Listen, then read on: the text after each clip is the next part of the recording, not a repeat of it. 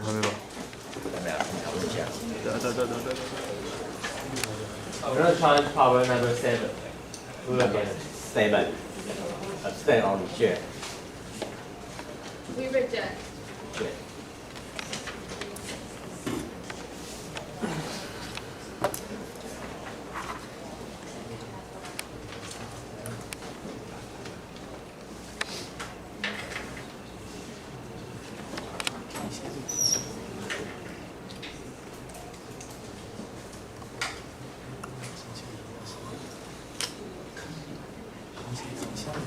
Number 5. Basic thinking. Number 5.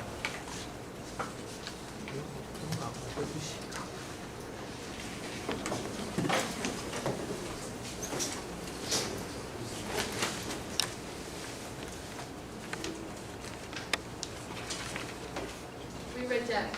Reject.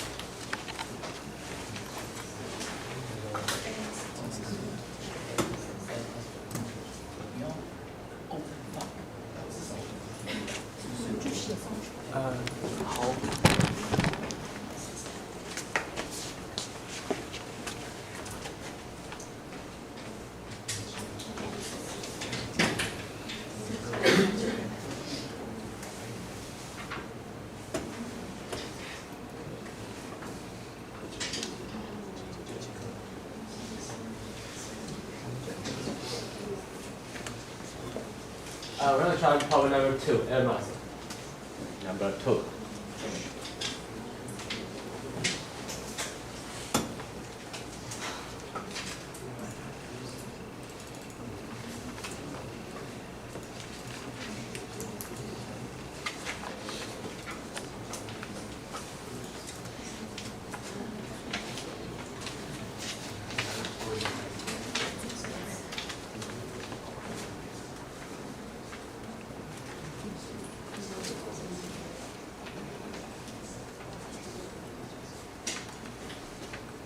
We accept.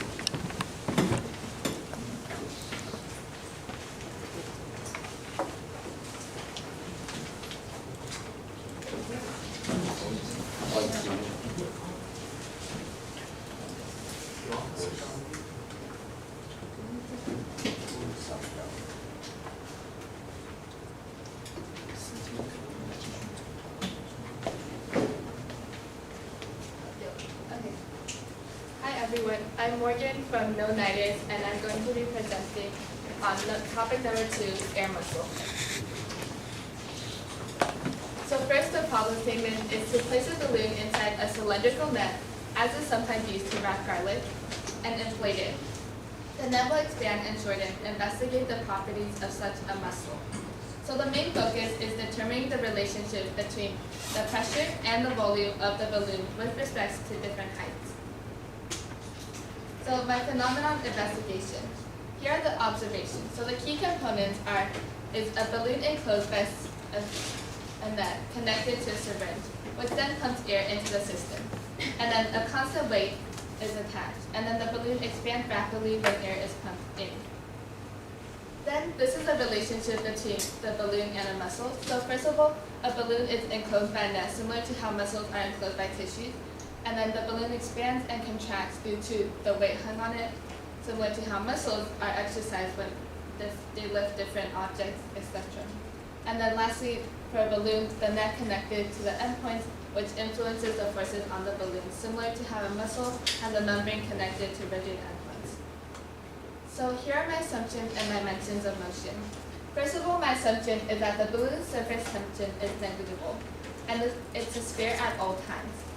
And then there's no horizontal motion. As seen, this is a vertical setup.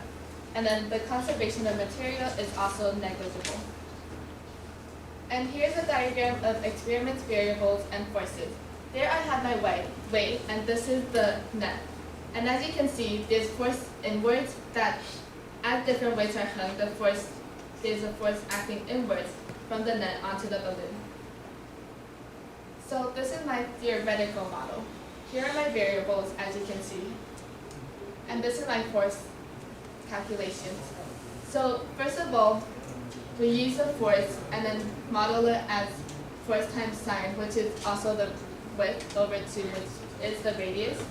And then more calculation is shown as seen to calculate the force on the sides of the balloon using the radius over the cotangent of theta, which is the angle that the balloon is being moved at. And then this is the pressure on the system.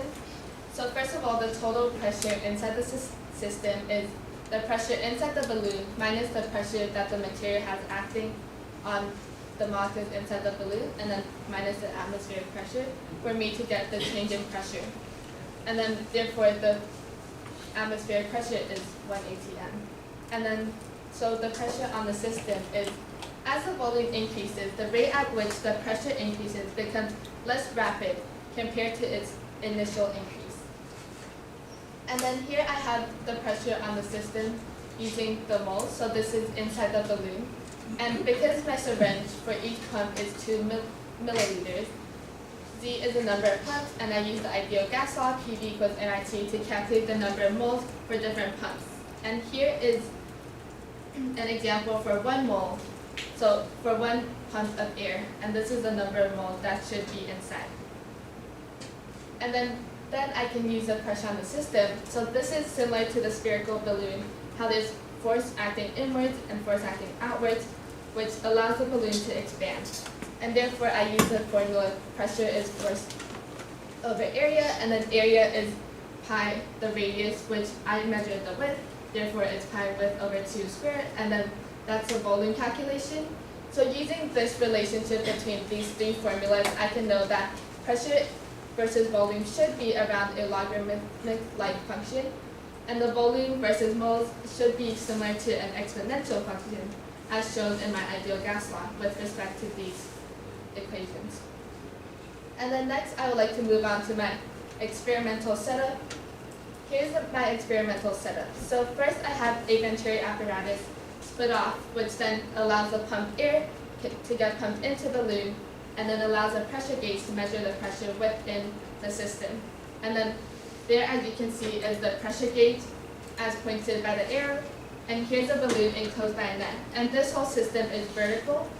And then there I have my syringe, which I use 1 syringe to pump air into the system. And here are my experimental data. So first of all, I have a weight that is 10.5 grams. And here are the measurements for this weight in my experiment, and then I converted the pressure to pascals. So as you can see, I varied the number of pumps, and then for different pumps, I measured the width and the pressure. And then for my experiment 1, I then graphed the volume versus moles. So moles I calculated through the ideal gas law as shown in my theoretical model, and then I calculated for the volume using the width I measured in the experiment. And as you can see, the moles versus volume has a similar to an exponential growth. And I added a trend line to model the I added a trend line, which is a quadratic function, to model the relationship between the volume versus the moles. And then for my analysis, as you can see, the volume is directly proportional to the moles, but it's not directly linear. And then the graph appears to show a positive quadratic correlation, as seen. So I found the quadratic kind of best fit, as shown here, when the volume, predicted volume versus the moles, using the moles I have at the bottom. And then, therefore, the empirical data does support the theory.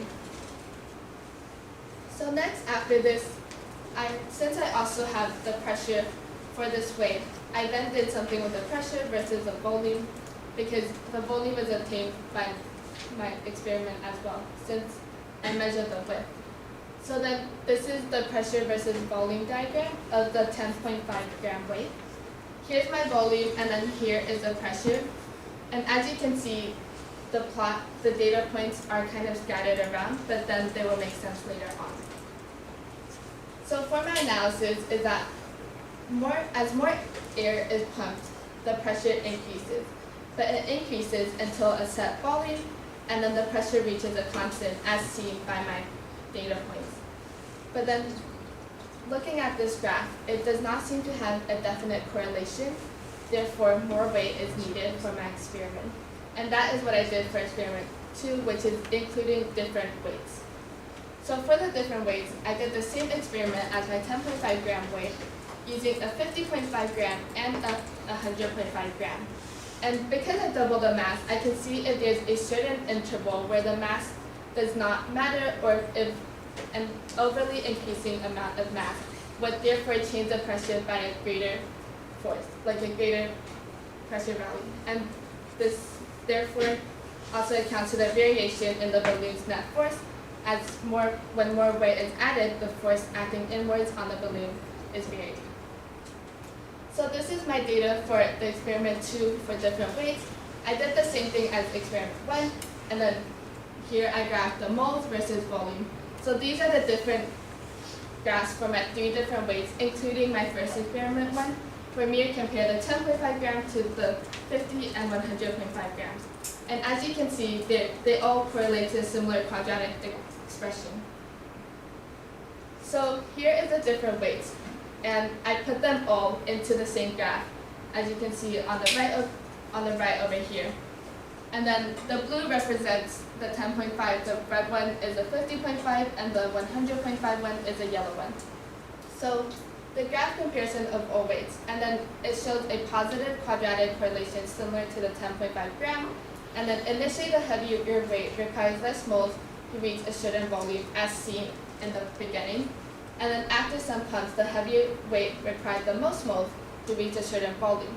And also, because at this point, it seems the graphs of the 3 different weights have an intercept around 0.002, I decided to not take into account of the moles in front of 0.002, because that is a moles that is initially in the balloon. Therefore, that should be the conservation of materials moles, which can be negligible due to the small amount and effect on my experiment. And the analysis for these is that, therefore, like I just said, it's non-significant in front of this value, because it's like the setup, and therefore it accounts for a small bit of error. And then the empirical data again supports my theory. And the threshold of volume versus pressure is met when the lines intersect a second time over there, as you can see. And then the error is evident since there's no point where all 3 intersect at the same point. And then I did the same thing for my second experiment by plotting the pressure versus volume of the 3 different weights, as seen over here. And then this is the pressure versus volume for my 3 different weights. And here you can see the correlation as the heaviest weight, yellow, which requires less pressure to start plateauing. And then it does support the theory, because as a heavier weight, it does require a less amount of pressure for it to reach. It does require less amount of pressure for it to start plateauing, and then they all reach the same pressure value, because this is the same balloon and the same type of system. So here is my conclusion. A few limits of my theory is that we assume the balloon only moves vertically, since my experiment is set up vertically, but then there may be horizontal movement, but it's not as significant to the parameter of the discussion that I am discussing, because it's irrelevant for my horizontal movement, and is also likely taken into account of when I measured the width and also the pressure. So this can be negligible, as it's most likely already accounted for.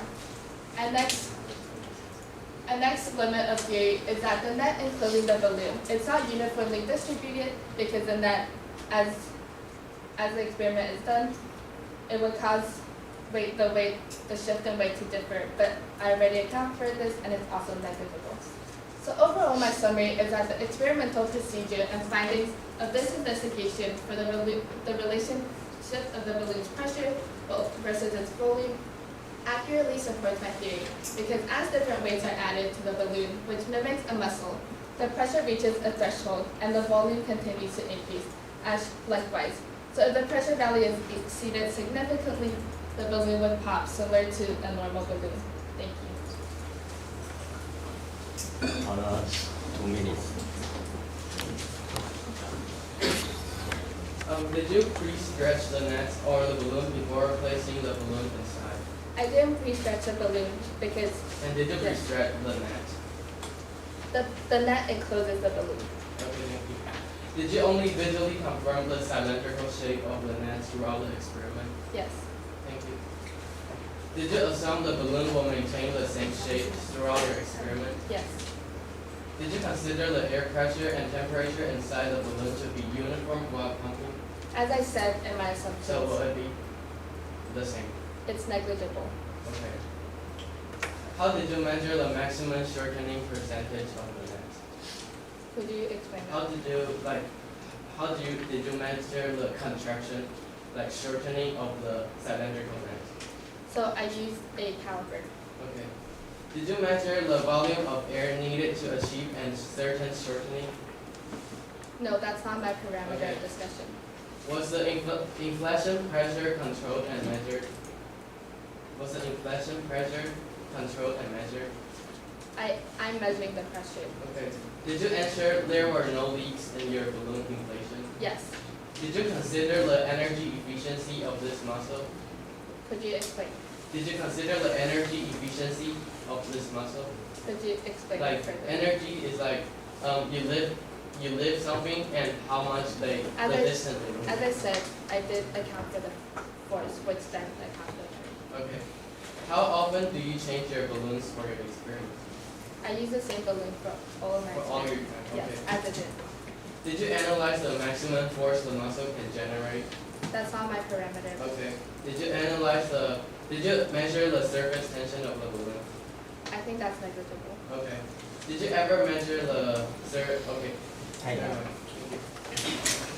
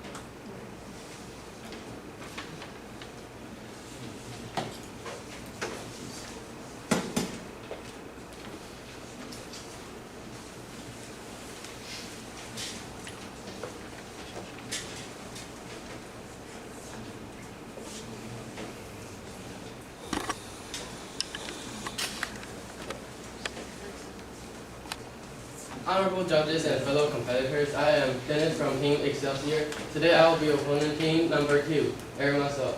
This is a problem statement. Place a balloon inside a cylindrical net, as is sometimes used to wrap garlic, and inflate it. The net will expand and shorten. Investigate the properties of such a muscle. Since the problem statement mentioned expand and shorten, we will focus on how is the contraction of different muscles. And next is what different parameters can be investigated. This is the outline of the reporter. She used the theory of ideal gas law and the atmospheric tension, and the experiment she did was the volume of the balloon and the different weight load. However, there are some controversy in the force, like the friction should be considered, and temperature consistency is also unconsidered. And we also want to make sure the shape of the balloon while expansion. This is the strong and weak point of the reporter. She had a demonstrative phenomenon and explained the causes, and had a clear derivation of the theory, and explained the stresses behind the effect of different parameters. However, she are lacking some parameters on the cylindrical net, and no theory line is applied and error bar. And she didn't have some boundary in all of the cases. And she didn't provide a clear observation video, and didn't compare the experimental data with her theory. This is the point the opponent wants to discuss with the reporter today. We want to analyze the friction and the shape of the net and the balloon, and the contact area of the balloon with the net, and the surface tension. And these are the data we want to analyze: the contraction and the energy of the muscle. And here are some possible errors, like the initial shape and the length of the net has to be entered, and the balloon position inside the muscle has to be made sure, and the temperature and pressure consistency and the shape of the balloon. Final is the parameters: the net width and the elasticity of the net, and the stiffness of the net and the gap of the net. And it's the balloon material, it will affect the surface tension, and the elasticity fatigue of both of the net and the balloon. And now the opponent would like to invite the reporter.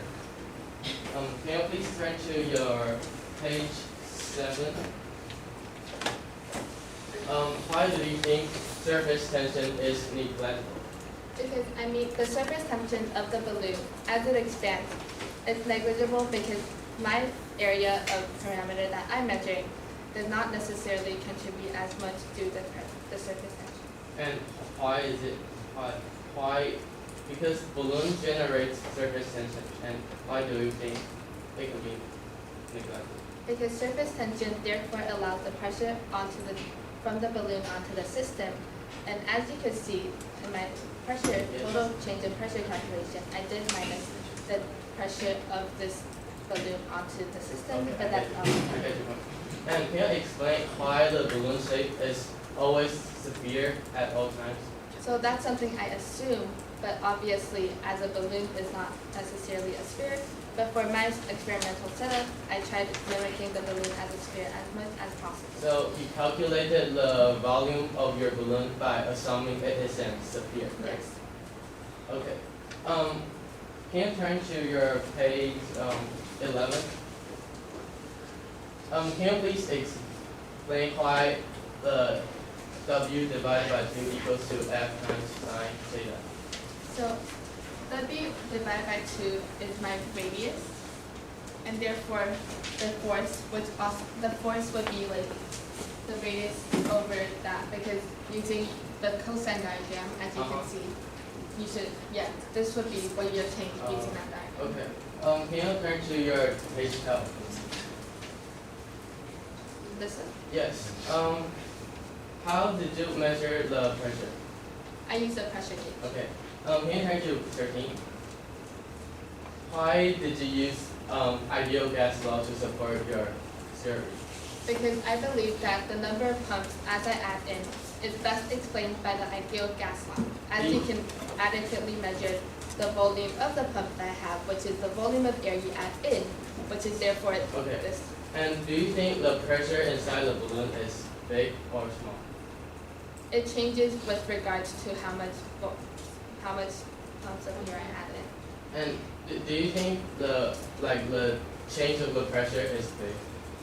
Also, adding on to that, what do you define as big? Like, is Like, there a set value or is it? Like, can you show the change of the pressure in your PowerPoint? So where I measure the change in pressure? I think you measure it with the width, like the width. Oh, okay, never mind.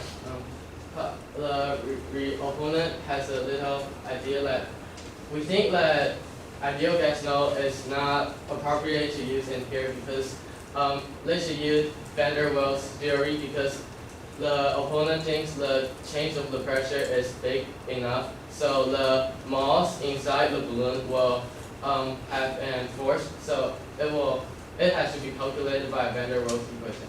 Okay, thank you. Can you turn to page 14?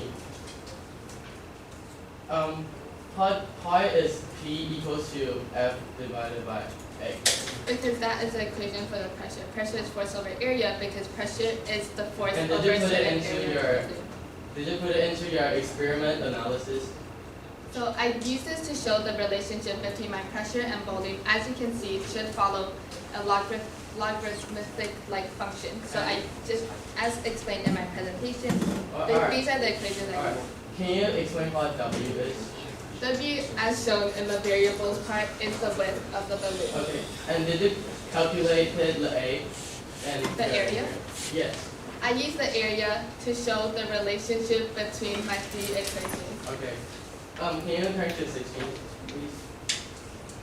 Here. Did you control the pumping speed every time? Is it the same? I believe the pumping speed is negligible because as you pump air in, the molecules inside the balloon is still a constant. Therefore, over time, because I measured everything at equilibrium, the speed would therefore die down and then would not contribute as much. And do you think the pumping speed will affect the temperature? Like, does the temperature change over time? So this is an adiabatic process, therefore the temperature would have heat exchange with the surrounding. So it will change, right? So can you measure the change of the temperature? I believe the change is negligible due to the small amount of molecules in it. And also, as the volume increases, the temperature would die down, would be equalized because the Okay, so volume there's a little suggestion from the opponent that they can the reporter can probably measure the temperature change. So I disagree because I would wonder how would you measure the temperature of such a system? Because all right. yes. Okay, can you turn to page 18? Okay. This one? Is this the theory line or just the fitting line? The fitting line, as explained. And can you draw the theory line? The theory line Yes. for the number of moles. Yes, not like relationship. As explained in the bug over here in my slide.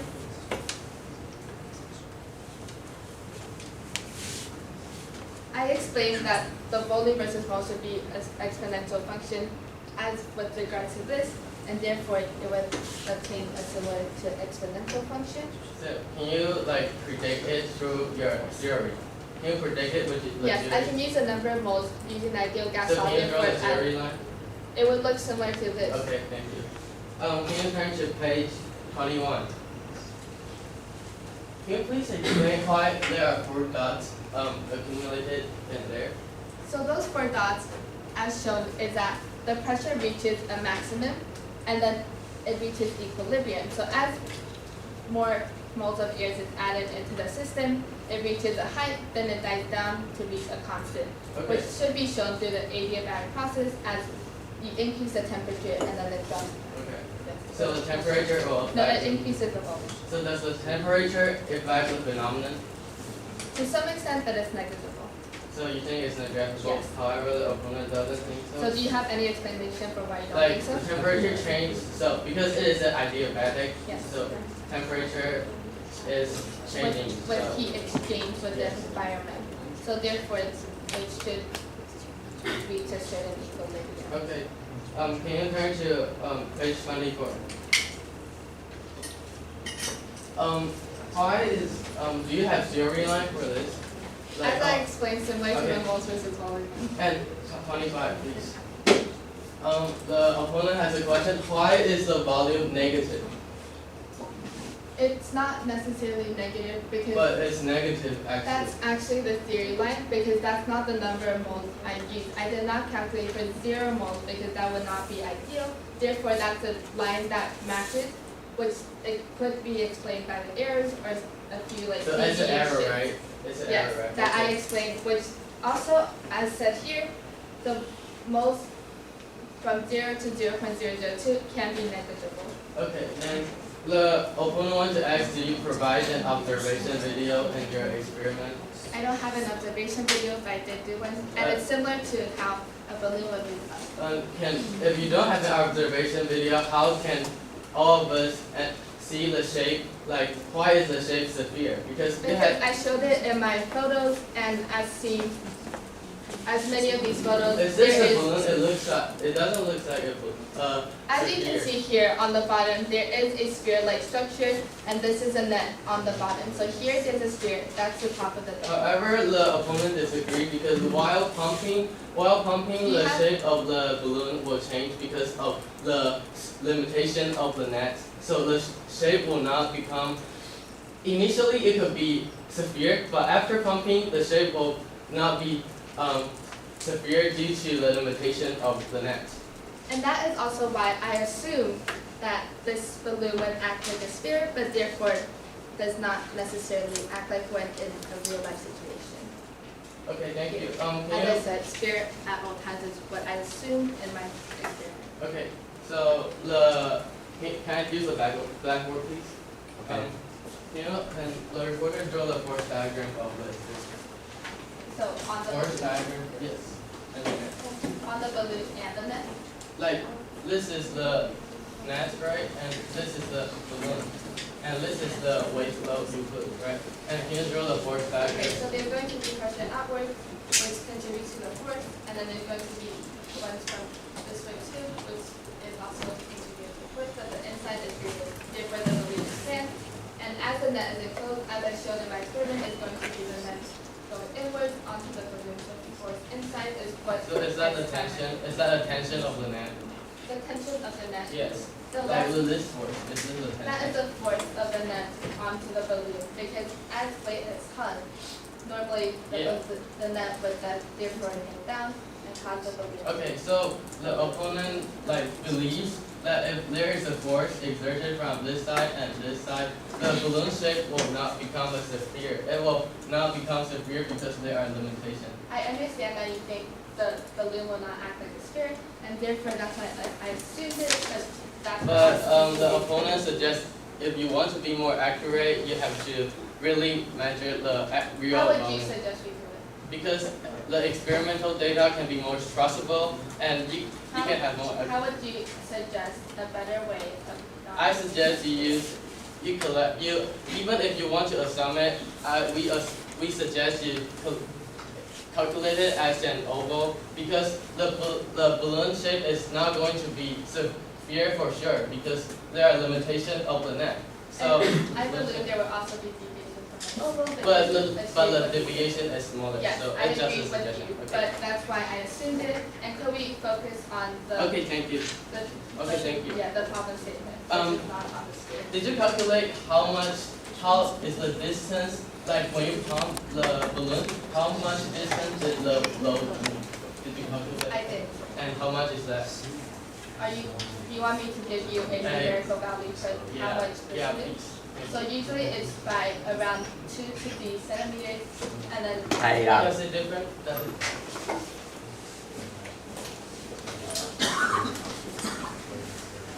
This is the discussion summary of the opponent.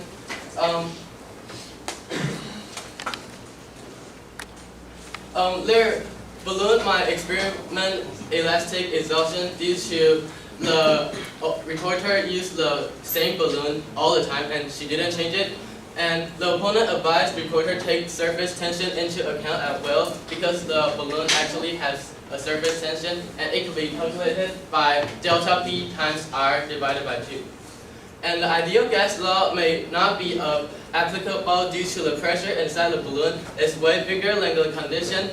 So we advised her to use van der Waals equation so it could be more accurate. And The opponent thinks that the temperature is on negligible parameters, so we also advise her to investigate the temperature change. And finally, we suggest the balloon shape is not a sphere. Okay, here are some questions for the opponent and the reporter. First question for the reporter. First question for both of you. Do you think that there will be friction for the balloon itself? Yes, there will be friction. Okay. This should be considered. Okay. And the second question for both of you. Do you think the heat will change or not in the balloon? It will increase the molecules. Okay. And how Yes, about you? it will change. Okay, so do you think the PV will be constant? It will be increased and then it will come down to constant. Okay, how about you? We think it's It will be constant or not? we think it will be yes, it will be constant. Okay. And for both of you, do you think that it will have the energy consumption in this phenomenon? Energy consumption? Yes. Yes, this should be investigated. Okay. How about yours? Yes, because work is. Okay. And I want to ask both of you, what do you think the function of the net in the experiment represent in the realistic muscle? It represent like the something like holds the inside of. Okay. How about So the yours? net acts like the tissue of a muscle, similar to how it encloses the muscle of a bee. Okay. And I want to ask the reporter, do you found there is the leak of the air inside your balloon? No. No. Okay. And I want to ask both of you, do you think that the fatigue of the balloon would affect the experiment? The what? The fatigue of the balloon, the elastic. Yes, but it's negative. Okay. I think it can be neglected because since the Okay. reporter didn't And change it. I want to ask that, have you measured how much time that you press the air into your balloon? Is it very quick or very slow? It's really quick for it to be like the process. About just like about some seconds, right? It's very quick. Okay. And for the last question I want to ask is that, do you think the balloon will be always the same shape? And so, just like be larger and be smaller? Yes. And how about your No, opinion? it will not. It shouldn't. You think that it shouldn't be the same It will shape? not be the same. Okay, thank you.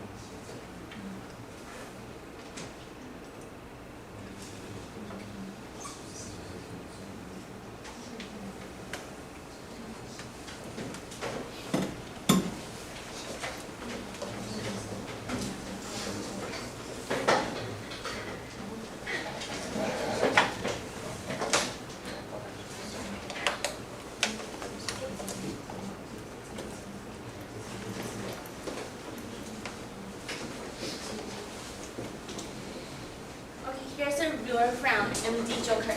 Topic I'm going to review today is problem number 2, air muscle. And here's a problem statement. And the main focus is the relationship between pressure and the volume with respect to the different heights. And here's a summary of the reporter. Their theory, they use the force analysis and the pressure on the system, and the ideal gas equation, and the atmosphere tension. And for the experiment, they have the cylindrical net and the sphere balloon, and also the pressure grid and the syringe, and for the parameter, they change the width. They change the width and also the volume of the balloon, and the weight and the pressure. And here are some pros and cons for the reporter. First, the pros is that they have detailed discussion about comparing the balloon and muscle, and a comparison between theory, equation, and the experimental data. And they have quantitative explanation on the experiment value and the theoretical values. And here are some cons. No, they have no qualitative explanation on the phenomenon, and no error bars in data, and didn't show the precious value of error, and didn't try to correct the error when some of the data is different from the theory, and they didn't find out boundary conditions, and didn't show the observation. Oh, next page. And here are some. Okay, and here is the discussion of the opponent and the reporter. The opponent's question is that why is next page. And here's the discussion between the opponent and the reporter. And the opponent asks why is the balloon always severe? And the reporter's answer is that it's only an assumption. And our opinion is that because it has a net out of the balloon, so the net will give the balloon force, so it may not be a sphere, it may be a cylindrical.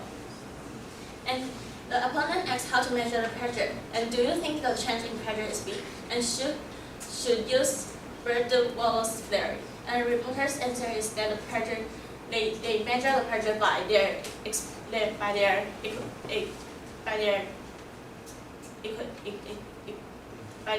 things, and they didn't explain it clearly, and we agreed to the opponent.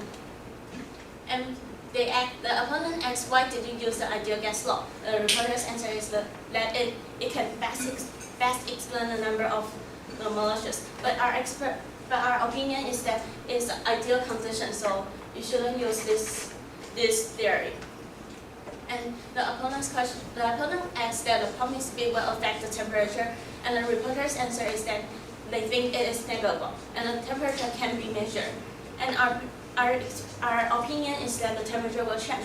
When it presses quickly, the temperature won't be balanced, so the temperature will change greater.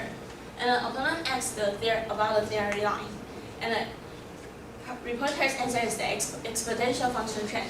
And our opinion is that the reporter should show on the theory line and explain more clearly. And the opponent asks, why did you use the ideal? Next page. And here's the missing point in discussion.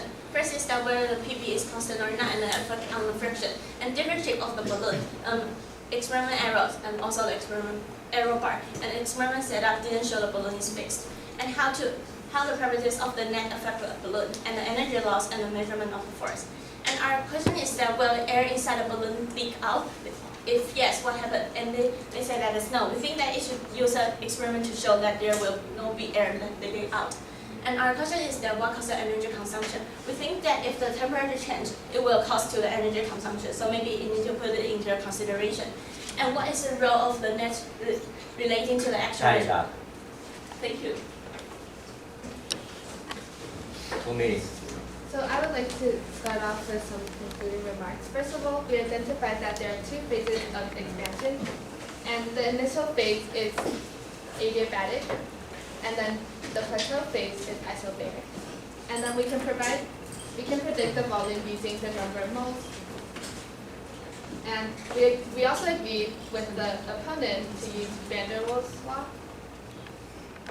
because it also accounts for the particle-particle interaction, and also that could be more powerful for my calculation. However, the ideal gas law is more sufficient and more ideal for my mode of experimentation. And also we agreed that we could have had a small error if we assumed that it was a sphere, so use an oval instead. However, we also found our assumptions, therefore, is also usable because it does also exert a similar to a sphere-like structure. In addition to this, instead of an oval, a cone with a sphere would also work. because it also accounts for the bottom part. And then we agreed that we could calculate the energy efficiency using the work exerted by the syringe, and then transfer it to the gravitational potential energy. Therefore, as the opponent mentioned, calculating the energy of my system, but for my experiment, that is not my parameter that I am measuring. Thank you. Any question? Yeah, I have a question. So, just a question. So, in what condition the ideal gas equation can be applied? Well, this question is to three of you. I think a high temperature situation. How about you? I agree with the proposal. I think the pressure shouldn't, if the pressure shouldn't, it doesn't change a lot, it could be used. Thank you. I have a question. Maybe I missed your point. So, the problem say when the pressure change, shorten the net. Do you have any data related to the pressure related to the length of the net? I measured it's a balloon, so the width of the balloon, I treated it as a sphere. So when pressure is added, the balloon changes. That's Balloon change. Yes, So that's what's the depth? what? I want the shortest, then The shortest balloon to change. keep increase the pressure. Or, So I kept increasing the pressure, then measured the change with respect to the pressure. so is it linear or exponential or quadratic or the So- relation between these? It's not linear. It has a similar to like the quadratic function. Yes. Quadratic. How about opponent? You know, refer to the The question. problem is saying that the net will be expanded Yes. and shortened. So my question is the relation between the pressure and the length of balloon or net. I understand. So Or you agree the hypothesis? we just think if the net is shorter, it will generate bigger pressure. Like if you use a shorter net, the pressure will be much bigger. If the pressure will be shortened, so the relation is Like inverse exponential or some exponential Like, or inverse k if or the pressure change is bigger, the short term will be bigger. But lit is not linear because it doesn't directly affect the change. how about you agree the hypothesis? In my opinion, if my pressure increase, the balloon will be like this and inflate. So which means it will become shorter, and this part will become longer. Oh, if from her experiment he put it there and inflate the air, and this part will be shorter and this part will be longer. So the relation like inverse or exponential decay or something, or quadratic decay. I think it will be only positive correlated. Could I add on to my answer? I see how you choose. So I don't need any application. No? Thank you. But you want to say something? Yes, I To would me. add on to the answer because as you put pressure in, pressure is distributed over the balloon, so over the volume.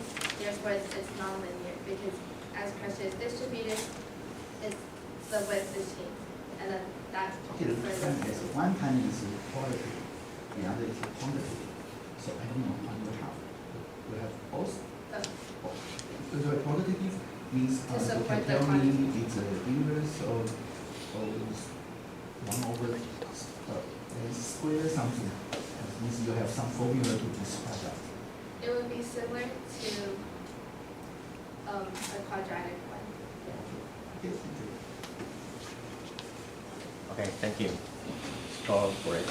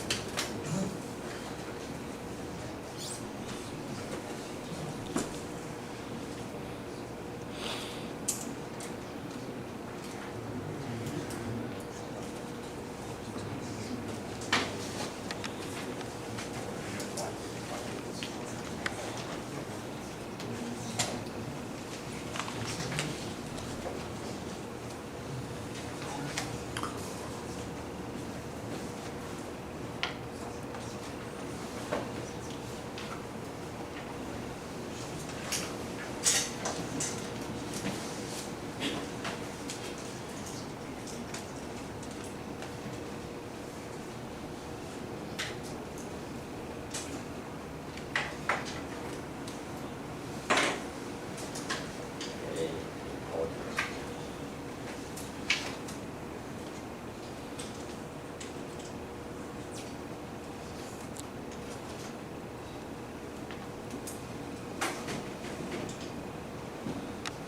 Recorder.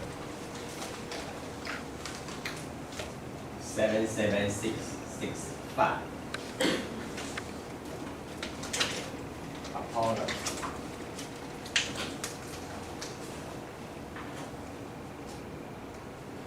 86667. Reviewer.